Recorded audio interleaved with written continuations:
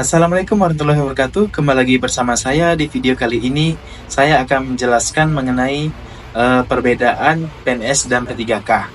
Jadi, apa saja perbedaan antara PNS dan P3K? Teman-teman harus ketahui dahulu sebelum mendaftar nantinya. Banyak lulusan teknik mesin ataupun jurusan lainnya berpeluang besar untuk mengikuti seleksi PNS dan P3K. Jadi, teman-teman tidak usah risau apakah nanti lulus atau tidak. Yang penting kita jalani terlebih dahulu. Kita persiapkan semuanya dari sekarang. Karena pendaftaran PNS sudah dimulai dan nanti akan ditutup. Untuk pendaftaran P3K, kabarnya di akhir tahun ini. Jadi, ada juga dari teman-teman yang jurusan teknik mesin yang bertanya kepada saya, lebih baik mana mengikuti PNS atau P3K? Nanti akan saya bahas di sini. Ada perbedaan sekitar 4 perbedaan dari segi manajemen, dari segi haknya, dari segi status kepegawaian, dan dari segi masa kerja, perbedaan PNS dan P3K. Oke, teman-teman harus tahu dulu apa itu ASN. ASN itu adalah pegawai pemerintah yang diangkat oleh pejabat pembina kepegawaian dan diserahi tugas dalam suatu jabatan di pemerintah. Berdasarkan Undang-Undang Nomor 5 Tahun 2014 tentang Aparatur Sipil Negara, ASN terbagi menjadi dua, yaitu adalah PNS dan P3K. Kebanyakan orang menganggap bahwa PNS dan P3K itu mempunyai status yang sama, padahal berbeda ya. Keduanya itu berbeda. Perbedaan tersebut dapat dijabarkan nanti di video ini. Maka dari itu, saya berharap kepada teman-teman menyimak video ini dari awal sampai akhir nantinya. Dan jangan lupa untuk di like, share, and subscribe ya. Perbedaan yang pertama dari segi status kepegawaian. Berdasarkan Undang-Undang Nomor 5 Tahun 2014, dijabarkan bahwa PNS dan P3K memilih status yang berbeda. PNS merupakan pegawai ASN yang diangkat sebagai pegawai tetap oleh pejabat pembina kepegawaian dan memiliki nomor induk pegawai atau yang biasa disebut NIP secara nasional. Sedangkan P3K merupakan pegawai ASN yang diangkat sebagai pegawai dengan perjanjian kerja oleh pejabat pembina kepegawaian sesuai dengan kebutuhan instansi pemerintah dan ketentuan undang-undang. Nah, dari segi status kepegawaian, teman-teman harus tahu juga status PNS di mana, status P3K di mana. Jadi jangan disamakan karena ada perbedaannya. Yang kedua, perbedaan dari PNS dan P3K segi manajemen. Manajemen ASN terbagi atas manajemen PNS dan manajemen P3K. Manajemen PNS diatur dalam Peraturan Pemerintah Nomor 17 Tahun 2020 tentang perubahan atas Peraturan Pemerintah Nomor 11 Tahun 2017 tentang manajemen pegawai negeri sipil, sedangkan manajemen P3K diatur dalam Peraturan Pemerintah Nomor 49 Tahun 2018 tentang manajemen pegawai pemerintah dengan perjanjian kerja. Ada beberapa poin manajemen PNS yang tidak ada dalam manajemen P3K yang kemudian menjadi perbedaan. Keduanya antara lain adalah pangkat dan jabatan, pengembangan karir, pola karir, promosi, mutasi, serta jaminan pensiun dan jaminan hari tua. Calon PNS yang kemudian menjadi PNS dan kemudian mempunyai jabatan dan jenjang karir berupa pangkat dan golongan yang terus berkembang setiap tahun, dapat mengisi jabatan struktural dan fungsional sekaligus. Sedangkan P3K umumnya hanya dapat mengisi jabatan fungsional saja. Tidak ada jenjang karir karena P3K adalah pegawai dengan perjanjian kerja dengan masa kerja yang telah ditentukan. Hal inilah yang juga menjadi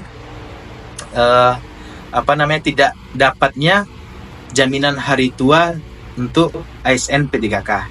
Yang ketiga, perbedaan PNS dan P3K dari segi hak. Seorang ASN tentunya mempunyai hak atau kewenangan yang diberikan dan dilindungi oleh hukum, serta kewajiban yang perlu ditunaikan. Dalam undang-undang diatur bahwa PNS dan P3K memiliki kewajiban yang sama, sedangkan dari segi hak, PNS berhak memperoleh gaji, tunjangan, fasilitas, cuti, jaminan pensiun, jaminan hari tua, perlindungan, serta pengembangan kompetensi. Sedangkan P3K berhak memperoleh gaji, tunjangan, cuti, perlindungan, dan pengembangan kompetensi. Berdasarkan pasal 92 Undang-Undang ASN, pemerintah wajib memberikan perlindungan berupa jaminan kesehatan, jaminan kecelakaan kerja, jaminan kematian, dan bantuan hukum Sedangkan untuk pengembangan kompetensi ASN dan P3K diatur sebagai berikut. Yang pertama adalah pelaksanaan pengembangan kompetensi bagi setiap PNS dilakukan paling sedikit 20 jam dalam 1 tahun. Jadi teman-teman yang sudah menjadi PNS wajib melaksanakan yang namanya pengembangan kompetensi dalam 1 tahun itu mendapatkan 20 jam pelatihan. Sedangkan untuk pengembangan kompetensi bagi P3K dilakukan paling lama 24 jam pelajaran dalam 1 tahun masa perjanjian kerja. Mudah-mudahan teman-teman mengerti apa yang saya jelaskan, perbedaan PNS dan P3K berdasarkan dari segi hak. Yang keempat, atau yang terakhir, perbedaan PNS dan P3K dari segi masa kerja. Nah, PNS dan P3K juga memiliki perbedaan dalam masa kerjanya. PNS memiliki masa kerja sampai memasuki masa pensiun, yaitu umur 58 tahun bagi pejabat administrasi dan 60 tahun bagi pejabat pimpinan tinggi. Sementara untuk P3K, masa kerjanya sesuai dengan surat perjanjian yang telah disepakati. Masa hubungan perjanjian kerja bagi P3K paling singkat 1 tahun dan dapat diperpanjang sesuai dengan kebutuhan dan berdasarkan penilaian kinerja. Jadi teman-teman dari yang akan masuk ke P3K itu perpanjang masa kerjanya sesuai dengan penilaian kinerjanya masing-masing nantinya. Jadi teman-teman dari lulusan teknik mesin ataupun lulusan lain bisa berpikir bahwasanya PNS dan P3K itu tidak sama. Sudah saya jelaskan dari segi awal nanti sampai segi akhir ini, teman-teman mudah-mudahan paham dan mengerti apa yang saya sampaikan. Untuk di tahun ini kabarnya saya baca berita kemarin, seorang P3K bisa melamar menjadi seorang PNS dengan syarat apa? Syarat dia sudah menjadi P3K selama 1 tahun. Nah, setelah 1 tahun menjadi P3K, dia bisa melamar menjadi PNS. Pada saat dia melamar menjadi PNS, apakah P3K-nya gugur ketika dia melamar PNS dan tidak lulus? Apakah P3K-nya gugur? Tidak. P3K-nya masih tetap status P3K. Nah, itulah kemudahan yang diberikan oleh pemerintah untuk kita agar kita bisa menjadi aparatur sipil negara, membantu kerja pemerintahan dalam melayani masyarakat. Nah, banyak teman-teman yang di tempat kerja saya yang honorer, mau itu jurusan teknik mesin ataupun jurusan lainnya, bertanya kepada saya, bagusnya kami ini gimana mendaftar P3K atau PNS? Saya sampaikan kepada teman-teman honorer tersebut bahwasanya jika data teman-teman honorer sudah sampai ke database-nya BKN, maka peluang besar untuk teman-teman bisa lulus P3K. Cuma tetap melewati yang namanya seleksi administrasi, seleksi tertulis. Jadi tidak langsung saja masuk begitu ya.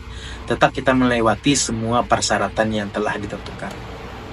Jadi sekiranya jika teman-teman yang honorer itu belum masuk datanya ke database BKN, umurnya masih sangat kira-kira belum 35 tahun, masih bisa berkesempatan untuk mengikuti CPNS. Ambil saja CPNS, daftar CPNS yang carilah peluang yang sangat banyak, kuota yang sangat banyak. Ataupun teman-teman ingin di Pemda, di pemerintah daerah, ambillah daerah-daerah yang kira-kira teman-teman tidak jauh mobilitas dari rumah atau dari kampungnya, atau di sana ada saudara kita. Karena ketika kita nantinya menjadi seorang CPNS daerah, jujur saya bilang, untuk pindah dari daerah itu ke daerah lainnya itu memakan waktu, perlu 10 tahun kita mengabdi di daerah tersebut. Karena nantinya kita akan menandatangani perjanjian 10 tahun tidak boleh pindah tugas. Nah, teman-teman harus paham semuanya. Ini sebelum teman-teman terlambat, teman-teman pikirlah dahulu. Karena untuk masa pendaftaran PNS sedang berlangsung. Kalau yang P3K tidak salah saya itu nanti di Oktober ya, di tahun ini. Jadi persiapkan diri dari sekarang. Mulailah belajar dan persiapkan semua persyaratan yang akan diminta nantinya. Jangan sampai terlambat untuk mendaftar. Jika terlambat mendaftar, peluang teman-teman untuk menjadi seorang ASN adalah di tahun berikutnya. Itu loh. Jadi saran dari saya, semangat terus, pantang mundur. Terima kasih kepada teman-teman yang sudah menonton video ini. Saya berharap teman-teman bisa mengerti apa yang saya sampaikan, teman-teman bisa paham apa yang saya sampaikan. Saya minta bantuannya untuk like, share, and subscribe ya guys. Terima kasih.